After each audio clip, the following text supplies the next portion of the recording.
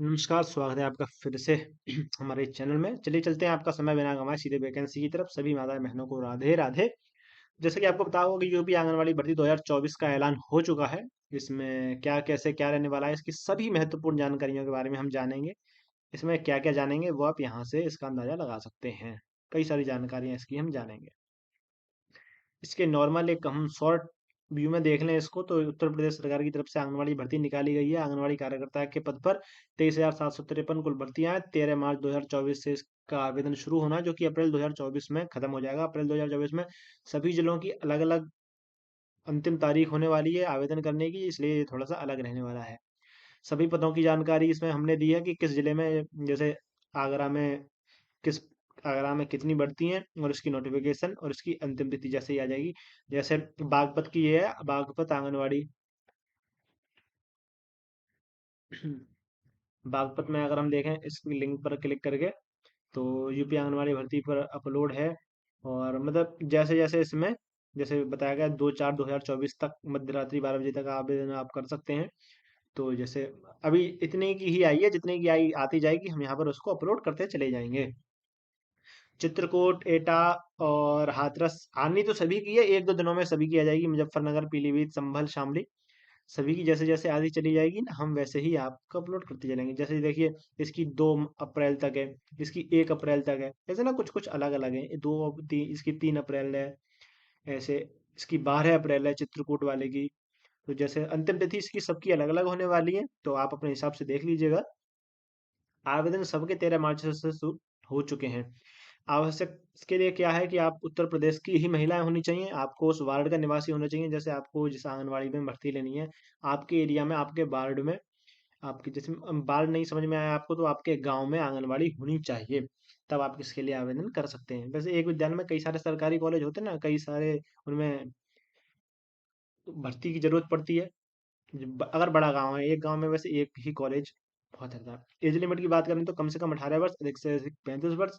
और SC ST जो window हैं, हमारी माताएं बहनें, उनको जो विधवा हैं, जो तलाकशुदा हैं, और जो PWA जो मतलब दिव्यांग हैं, उनके जो आयु सीमा है, हो सकता है सरकार की तरफ से उसमें निश्चित रूप से हो सकता है नहीं। पहले तो ये है कि 18 से 35 वर्ष में सब आ गई, तो इतनी ही आवेदन कर पाएंगी। 18 से 35 वर्ष तक में सब आ जाते हैं, है ना। लेकिन इसके बाद भी एक मतलब एक्स्ट्रा बात लेके चलते हैं, अगर जरूरत है तो उसमें आयु में आपको जरूर छूट दी जाएगी, और इसके लिए आप निश्चिंत रहें। सिलेक्शन प्रोसेस का क्या रहने वाला है, आपको सिर्फ अपने 12वीं कक्षा के आधार पर ही, आपकी 12वीं कक्षा आपने पास जो कर रखी हो उसी के आधार पर आपकी भर्ती की जाएगी। आपको बस अपने डॉक्यूमेंट्स जमा कराने होंगे और अपलोड करने होंगे, उसके आधार पर आपकी मेरिट सूची जारी कर दी जाएगी। एप्लीकेशन फीस उसकी कोई नहीं है, निःशुल्क एकदम एप्लीकेशन फीस है। आवश्यक दस्तावेज इसके लिए क्या क्या रहने वाले हैं, आपकी शिक्षा प्रमाण पत्र रहने वाले हैं, 10th 12th की मार्कशीट जैसे होती है, BA का पास प्रमाण पत्र है ना। आपके जन्म प्रमाण पत्र होना चाहिए, आपके पास निवास का होना चाहिए, आपकी जाति का होना चाहिए। यदि आप जनरल में नहीं है, OBC SC ST या फिर अन्य किसी उससे वर्ग से संबंधित रखते हैं, तो आपके पास उसका प्रमाण पत्र होना चाहिए। आपकी पहचान प्रमाण पत्र के तौर पर आपका आधार कार्ड या वोटर ID कार्ड होना चाहिए। पासपोर्ट साइज के आपकी फोटो होने चाहिए। मोबाइल नंबर जो कि लगा हुआ हो, और ईमेल नंबर। भर्ती आपको ऑनलाइन करना है। वैसे मैंने यहाँ पर पूरी प्रक्रिया लिख रखी है, लेकिन अभी आपको नहीं बता, तो मैं भी आपको यहाँ पर से करके बता देता हूँ। आपको दोबारा से इसमें कैसे क्या करना है, यूपी आंगनवाड़ी का क्या काम करना पड़ता है, वो मैंने यहाँ पर आपको बताया। कि जैसे ये बहुत लोग देखना चाहते हैं इसको, आपको किस किस तरह के काम करने में आंगनवाड़ी कार्यकर्ता के तौर पे आपको करना रहेगा। बच्चों के विकास का आपका थोड़ी उनकी देखनी पड़ेगी। आपके गांव में जो मतलब गरीब तबके के, या जो निम्न वर्ग के मेरा मतलब धन से है ना, उसकी उनकी बच्चों का थोड़ा सा उनकी विकास को देखना, उनकी वजन लंबाई, उनके टीकाकरण, और कई तरह के आपको माता पिताओं को समझाना, उनके कैसे बच्चे का पालन पोषण करना, इस तरह से पोषण आहार, स्वास्थ्य की जांच करना, माताओं को शिक्षा देना। जैसे अगर जो गर्भवती माताएं हैं, जो प्रसव या जिनको अभी अभी जो माएँ बनी हैं, उनके बच्चों के बारे में उनको जानकारी देना। और फिर आपको आपके आंगनवाड़ी केंद्र का रखना होगा। एक तो होती है आंगनवाड़ी जो थोड़ी-सी अनुभवी हो जाती हैं, उनके तो ये कार्य हैं। और फिर एक जो होती हैं जो अभी-अभी लगी हैं, उनका रहता है वो सहायिका के तौर पे लगाई जाती हैं। सभी जो भी आप अभी भर्तियों के तौर पे लगेंगी, वो सभी सहायिका के तौर पे लगेंगी, क्योंकि आपको अनुभव नहीं है। तो आप अपने से जो सीनियर जो पहले आंगनवाड़ी चयनित हो चुकी हैं जिनको कई वर्ष का अनुभव है उनकी सहायता के तौर पर करेंगे। फिर जब आपको अनुभव हो जाएगा तो आपका भी आंगनवाड़ी का वो मिल जाएगा। वेतन की अगर मैं बात करूं तो वेतन इसमें अभी फिलहाल कम देखने को मिलता है। अभी 7,000, आप ये वाला 7,000 देखिए। अनुमानित तौर पे कहा जा रहा है कि इस बार 7,000 वेतन रहने वाला है। 5,000 से 7,000 आपका वेतन रहता है। हालांकि आपका काम इतना वजन वाला नहीं रहता है।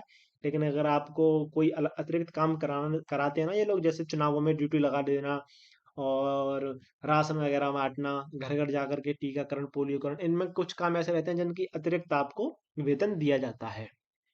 और कार आपको मैंने बता दी, वेतन बता दिए, सभी महत्वपूर्ण जानकारी मैंने बता दी। जैसे इसकी ऑफिशियल वेबसाइट, जैसे हमारी आप जैसे जाएंगे ना लेख पर जाएंगे तो ऑफिशियल वेबसाइट पर आप जब क्लिक करेंगे तो इसकी ऑफिशियल वेबसाइट है।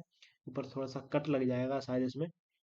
अगर आप पहली बार इसमें आवेदन कर रहे हैं तो आपको सबसे पहले रजिस्टर करना होगा, है ना। आप जैसे अपना यहाँ पे सब कुछ डाल के आप अपना अ, मतलब रजिस्टर कर सकते हैं अपने आप को।